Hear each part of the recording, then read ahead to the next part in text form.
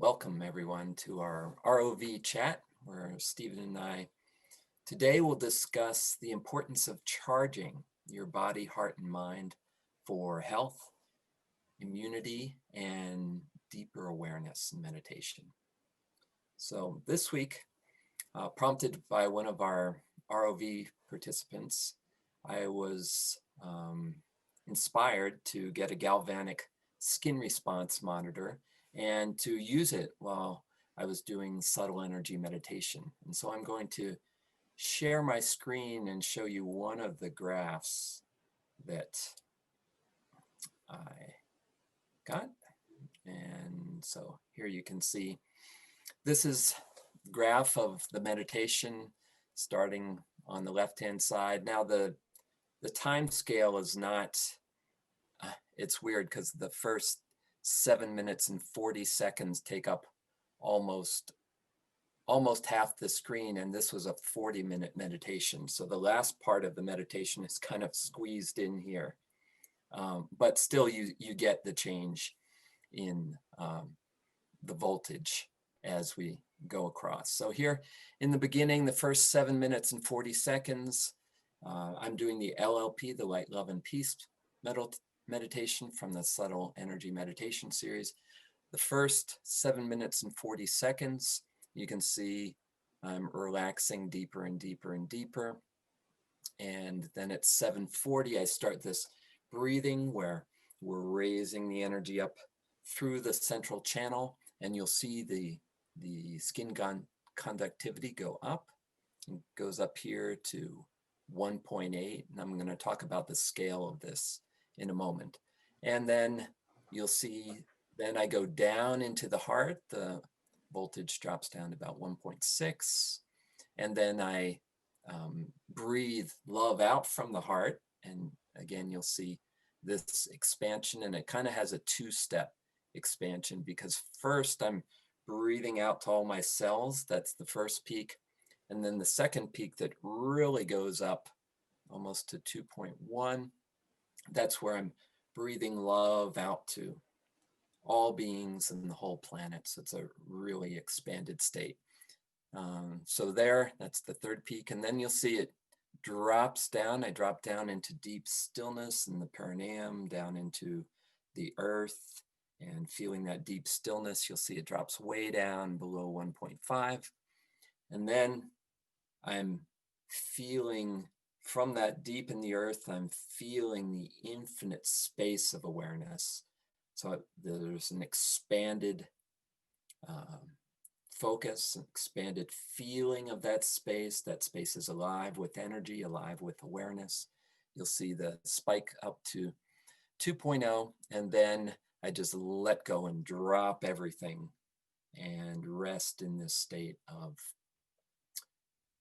pure awareness where nothing's arising, awareness beyond form and content. So I thought it was pretty fascinating to see that, and I've done this several days now, and the pattern's the same each day.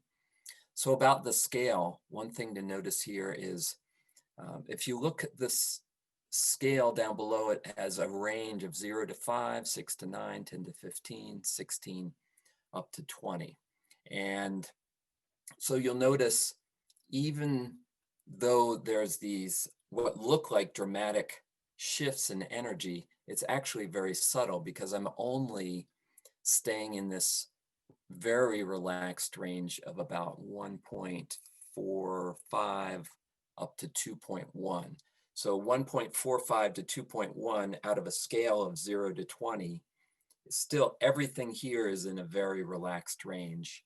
And most of the time, if you look at the next circle, the light blue, most of the time the charge is decreasing, except for those moments where I'm really expanding the energy up or out or into the whole field. So anyway, that was fascinating to see how just shifting the focus of attention inwardly can show up in something like this galvanic skin response. We've seen it show up in brainwaves, in rise of high beta and gamma, and now you can see that reflected in the skin conductivity. So anyway, just I wanted to know that. I do think, Kevin, that going back to your point about the scale, that this is a really good pointing out for people listening, not just in galvanic skin response, because not everybody has access to this, but also in your own subtle energy meditation graphs, that we are talking about subtle energy. These are very subtle shifts. So the scale from 1.4 to 2.1, when in fact it's on a 20 maximum 20-point scale, scale. And if that's it was showing it on that 20-point scale, then it would, it would be a look less dramatic than it does here. But those peaks are very palpable internally, as we know in our practice. When you're feeling that brightness of light above the crown, or that love expanding out from the heart, or feeling the infinite space of awareness, it's very palpable and strongly felt on the inside. And it is reflected here in the skin conductivity. Another thing about, now normally people get these GSR monitors because they're trying to relax, right? They're in a state of stress and they're just trying to bring the energy down, like we're doing in the first segment of the meditation here. And that's very important. So, when we're first starting to meditate, the number one thing is we're learning to consciously relax, and we're learning to focus attention and to be in control of attention. So that's first and foremost. And then after that, we're learning to concentrate on these subtle energy centers and channels in a way that they become energized. And as they're energized, they really draw you into absorption. And it's that absorption in that strongly felt energetic sense that enables dropping into deeper states of pure awareness or non-dual awareness. So that's kind of our philosophy with this meditation. And so anyway, I thought it was interesting how it was reflected here. it definitely is. And going back again to this subtle energy and subtle awareness, one of the things that's emphasized a lot in many traditions is quiescence and effortlessness and flow, and the ability to be naturally in pure awareness. When we look at the subtlety of this kind of graph, and we also look at the subtleties in graphs of people who are posting, for example, consistently in heart mind alchemy, we actually start to perceive that the shifts people experience are on a very subtle level. So I know in talking to, say, neuroscientist Kiefer O'Sullivan or scientist Hollier and Copeland, I know when they're looking at graphs, they're looking at very subtle shifts to show, especially when you're looking in areas of stillness, for example, when after a very energized process, for example, to get into really deep stillness, the actual shifts that occur in the graphs that they're looking at on Mind Monitor, for example, can be very subtle. So they can be a subtle shift, for example, in the amplitude of theta and alpha. At really, if somebody was looking at it, they'd think, oh yeah, it's just a wave. But in fact, it's showing a very subtle shift in movement in amplitude of the brain as the brain deepens and opens to this pure awareness, this non-dual awareness. There is actually, on a very subtle level, there is an increase in activity or an increase in amplitude of particular brain waves, which enhance that, stillness and awareness. And I think that's why I'm pointing again to the subtlety of this graph. No matter how dramatic it looks, it's if we were to compare this to Mind Monitor, it would be like taking just the theta band and looking at a very small shift in theta and equating that with this deepening in awareness. So I think people, often conclude when they're looking at graphs, especially with gamma, but only because of the way Mind Monitor records it, that they're going to see some dramatic jumps in their graphs by shifting awareness. And sometimes it's on the very subtle level that this occurs. So when we look at very high bands of gamma, for example, or high frequency gamma, we know that Mind Monitor has a filter, and so therefore doesn't show some of those very big shifts. And it's the same at the lower end. Basically, delta begins its measurement from about 1 hertz, and so those very subtle measurements below, which are often spoken about in some of the traditions as being these ultra slow waves that are riding along with ground, we simply do not show on measurements like Mind Monitor, for example, those very, very subtle occurrences, or those very, very subtle shifts in brainwaves. So I think this is a wonderful opportunity to point out to all those people listening who take such joy in their graphs, is to be aware of the subtleties in your graphs as well as these major movements, because your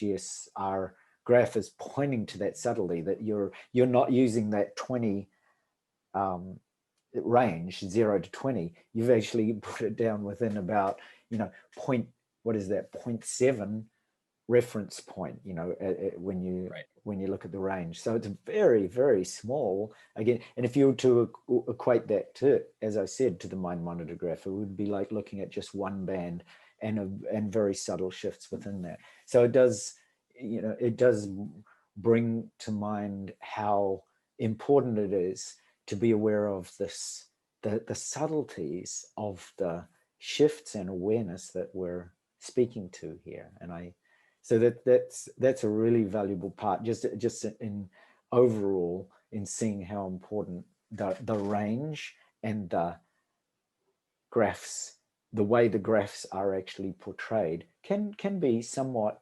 misleading if you're not looking for those subtleties.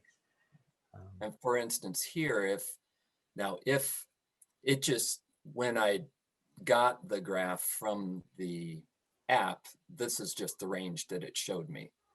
I guess just because that's the only range that there were any readings. Now, if I was tensing my jaw or tensing my fist or in any way tensing my body, it would go up the whole range, because a state of tension would be up towards the 20 end of it. So again, it's showing that these shifts that we're seeing here are happening right in that very tiny band, but it's significant internally. Like when you see the mind monitor of this same meditation, the gamma and high beta show a similar pattern, similar wave pattern. But again, it's to show that brain waves are very subtle. These are very subtle shifts, even though they can look more dramatic on a graph. Yeah, I totally agree. I think the other curious point, which you've mentioned, Kevin, is about the actual pattern of this graph, even though it's a GSR, Galvanic Skin Response graph, is actually correlates strongly to the shifts in Mind Monitor and that show. So there is a really strong pattern that you are showing overall as a holistic energy system, is that your brain and your heart and your skin and are integral and communicating and weaving a similar story, or showing this similar pattern, no matter whether I mean, I know your Mind Monitor graphs well, and I could look at your GSR graph and basically tell you where gamma was rising and where you've dropped into an alpha theta section of still. So these patterns are showing up in multiple areas, and I think that's a really Right. useful Shows point to make. Heart rate, there's a heart rate graph of this, and the heart rate goes up and goes down just in line with the with the GSR reading and in line with the brainwaves. So it's the whole system is becoming energized, and um, awareness and attention are heightened, and then the whole system is toning down and becoming very still, silent, and quiet. And I do, you know, in talking about this whole system and also the power of healing itself, you know, we begin to understand why in so many traditions that, you know, settling the body, settling the mind is so critical, not just for meditation, but for life and for healing, because we have this body that has a natural state, and we don't often settle it in the natural state. We're very busy going out to objects in the environment, being pulled out by social media, being pulled out by the news, by other people's opinions, by our environment.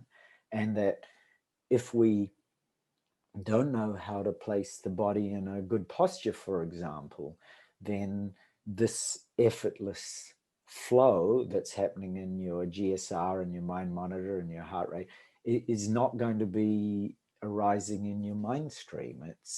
And if you don't have an understanding of the channels, for example, that when the body is straight and erect, that the channels are straight and the subtle energy can flow through these channels, up, move, awake awareness, move into higher frequency gamma states, for example, if that's part of your practice. Then when the channels are straight, the vital energies are straight. So these simple things, these simple cues are really important for awareness to settle into its natural state. And those are really subtle aspects of our practice. Sometimes, as you know, with posture in relationship to healing, we've had a posture we've adopted for our lifetime, and yet it could be bent, it could be even sway, because it could be, there's a whole variety of ways that simple practice alone, the posture, it can inhibit this natural flow that you're seeing but then being able to correlate the GSR to the mind monitor and the brain waves and to the heart response. And I know one thing that has perhaps perplexed people when they've looked at our graphs is that both of us have shown this overall brain coherence in gamma and theta. No matter what we do, it's present. And I think that overall coherence comes back to just what we're talking about subtle energy and awareness of subtle energy and its importance. And then coming back to these really simple aspects like awareness of posture, awareness of the energy channels, awareness of how the energy moves through these channels, and ways to settle naturally so that opening to that space of awareness becomes a natural state. It becomes an effortless flow because that practice has been put into place again and again. So I think going back to the wholeness, the whole body, I think that's where these very simple practices like posture, like gaze, like where your awareness rests, these are all so simple, yet they're so crucially part of the wholeness being integrated. Right, they set everything up, having that foundation of posture, foundation of conscious relaxation, the slow, quiet breathing, and then the concentration on an alignment of the energy centers and channels sets up everything. Whether you're doing a quiet meditation practice or an energy raising practice that facilitates a deep, quiet state, all those fundamentals are what set it up. Mm. And I think it's also, you know, it's a wonderful synchrony or timing in all this, Kevin, because, you know, as you know, I've been for some time doing a Dzogchen immersion retreat with Mingyur Rinpoche, and he is now constantly reaffirming for people that these basic posture awareness, breath awareness, the awareness of the energies in the body. And so he shares a number of preliminary practices which are all about, they're called revitalization practices, revitalizing energy, revitalizing the way that you sit, revitalizing this movement of energy through the channel. So exactly the same emphasis is being placed, you know, through these ancient practices as what you and I are sharing. So I always find that very confirming and very affirming, not just for both of us, but for everybody listening, that these basic practices that you have taken for granted are actually the whole support. And you know, in ancient practices, they're called preliminaries, but they are, you spend many years developing, cultivating, and nurturing that state so that eventually awareness becomes effortless and becomes natural and becomes a flow and a life flow. And it then is part of your everyday waking process, as well as your sleep, as well as your meditation. There, you break down the barriers. You're not just going to sit to try and take away from the stress of your day, but you bring this sitting awareness, this formal on the cushion awareness, into everyday life off the cushion. And I think those things, that's the same sort of wholeness that we're talking about between, you know, galvanic skin response and brain waves and heart monitoring, is that none of that is separate. And so therefore you are showing the same awareness and shift in those. It doesn't matter which graph we look at, we can kind of read one state off another state. And it's the same with your life. The meditation practice is not separate from the awareness with which you greet your neighbor or go about your day or eat your dinner with your family.